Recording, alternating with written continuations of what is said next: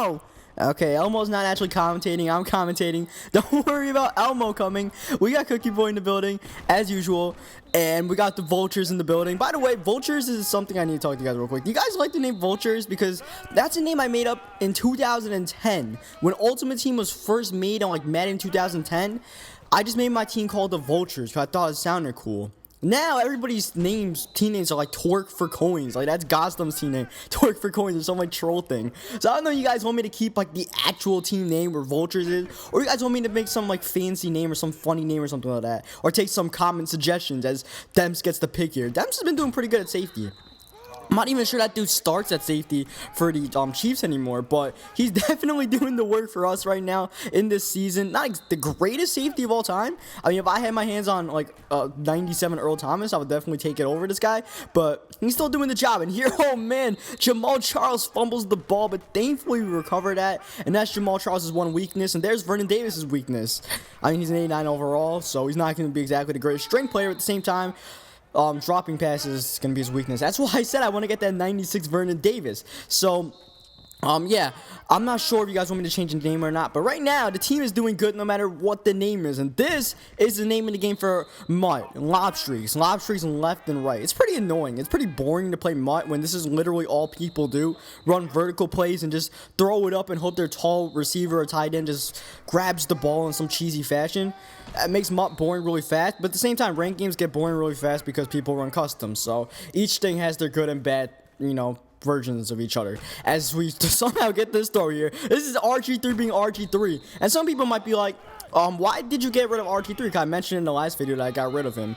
Well, nothing he did wrong. I just figured I'd upgrade to the quarterback position at a cheaper thing, which I kind of regret now, but because RG3 is not exactly going for like as much as I thought he was, so I had to sell him a little bit cheaper. But still, look at this punt at the 1 yard line. But still, I mean, the new quarterback, I still like him though. His stats are pretty good. I would say he's as good, if not better, than RG3 stat wise.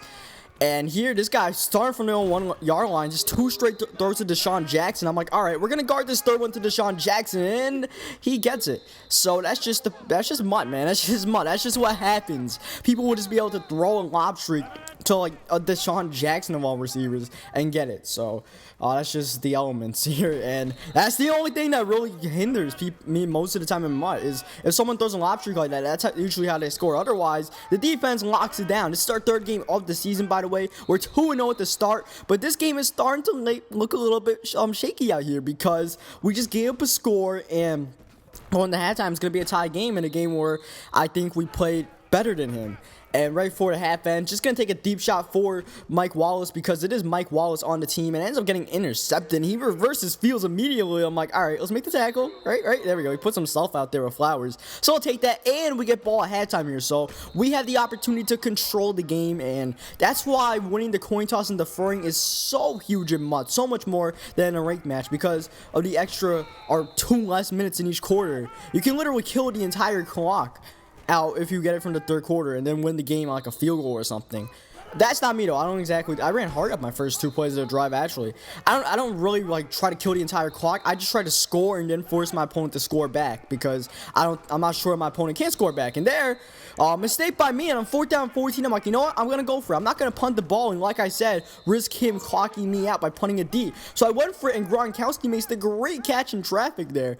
So shout out to Gronkowski for catching that ball, and this is RG3 being RG3, running away from 93.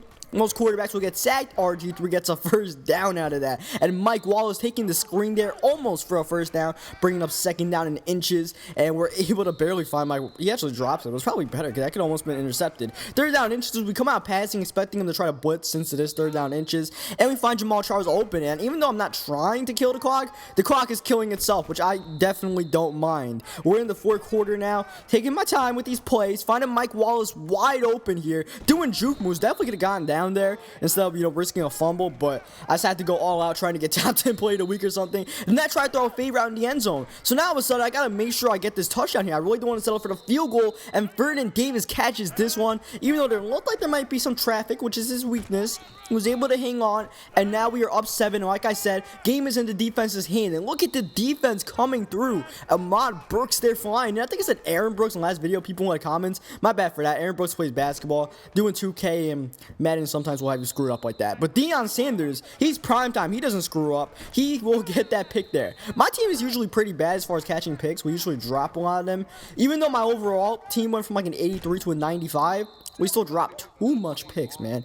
And as you can see, this game is definitely over. This guy calls his timeout after I get the first down. So he's still thinking he has hope until the next play happens and Jamal Charles runs in for a touchdown. And he is definitely out of hope now. And as far as team comparison, I didn't check I think I did pause this game and check the depth chart. Might have been this game or next game, but this guy still had a pretty decent team. It's probably full of like 90 overall players, not exactly 95s like mine is, you know what I mean? And this game ends on another primetime pick. And after this game, I got another game coming up. As you can tell, the video's far from not done yet by the time left, so you're probably wondering, I either had a lot of dead time left in to talk about nonsense, or I had another game, and I had another game with different uniforms. Look at that. We're not rocking the Bengals uniform at home anymore. We're rocking the Giants.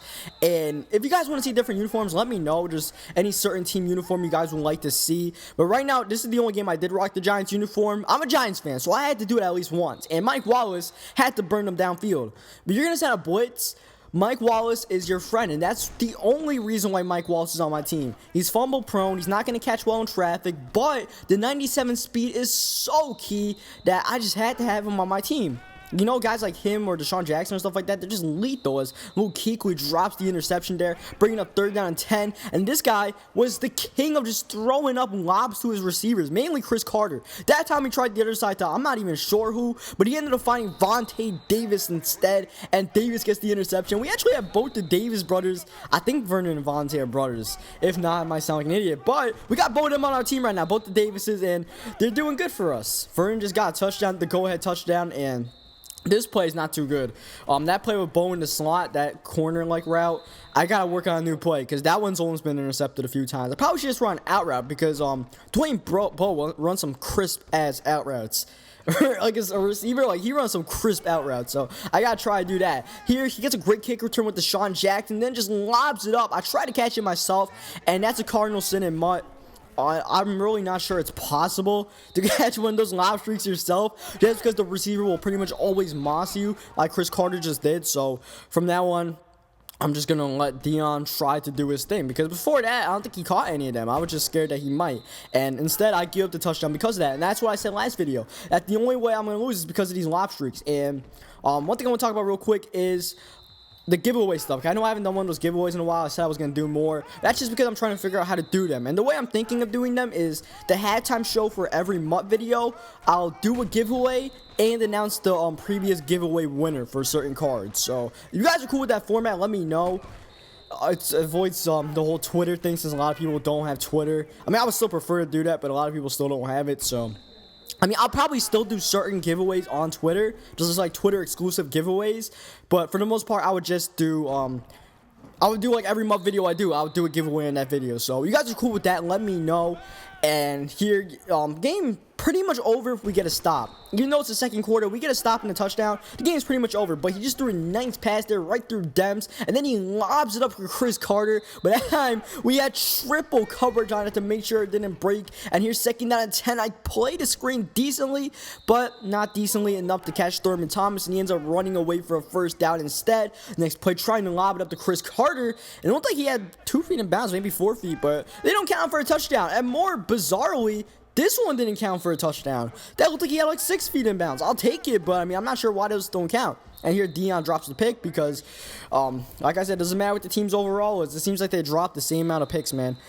Like, I don't know. There's nothing I can really do about that except hope I get the next time. And here Deion catching the edge, this time on the kick return. And we didn't get to put the game away because he did get a field goal to make it a 1-possession game. That's Primetime and just dancing all around. That's the ghost wide receiver Deion, not the cornerback Deion. So I actually have 2 Deion Sanders on my team, which is kind of confusing. But I just figured I had one to kick return just in case the cornerback gets injured on like a kick return or something. I don't want to have something like that happen. So I have 2 Deions. Otherwise, I would probably get a different thing. Maybe if I get a better kick returner, like a Devin Hester or something, I'll kick the Ghost Deion off the team. Because otherwise, he's not really a receiver. And there, you saw him get another lob streak, but this time he tries to go to 13 again. Still, I might be like T.Y. Hilton. I'm still not sure who that is. But he finds Vontae Davis again. And Vontae Davis is playing big in this game. Second interception. Don't try his side. Go back to Deion. Deion's getting mossed all game. Go back to Deion, but don't go to Vontae Davis. And now we truly have a chance to put this game away as Jamal Charles doing spin moves. Look at me, I'm like